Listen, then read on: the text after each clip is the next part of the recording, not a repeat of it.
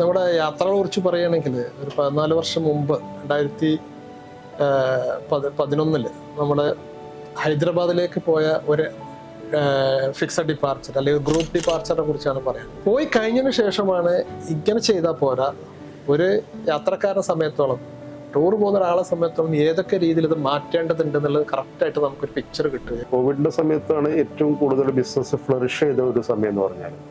കാരണം ട്രാവൽ ഇൻഡസ്ട്രിയിലുള്ള മുഴുവൻ ആളുകളും പകച്ചു നിന്ന ഒരു ഘട്ടം. ആ ഒരു ഘട്ടത്തിൽ ഞങ്ങളെ സംബന്ധിച്ചിടത്തോളം അത് ഏറ്റവും വലിയൊരു പുഷ്കലമായ ഒരു കാലം തന്നെയായിരുന്നു.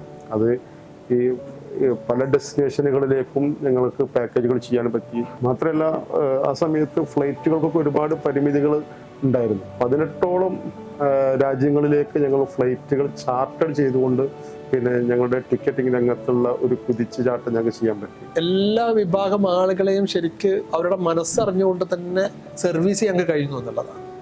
അത് 3 തലമുറ ഞങ്ങളുടെ മാനേജ്മെന്റിന്റെ ഡയറക്ട് ബോർഡിലുണ്ട്. ഓരോ ആളുകൾക്കും ഓരോ താല്പര്യങ്ങളും ഓരോ ഇൻട്രസ്റ്റുമാണ്. അപ്പോൾ എല്ലാ ആളുകൾക്കും ചിലപ്പോൾ നമ്മളുടെ ഗ്രൂപ്പ് ടൂർസിൽ ജോയിൻ ചെയ്യാൻ പറ്റിക്കൊള്ളുന്നില്ല.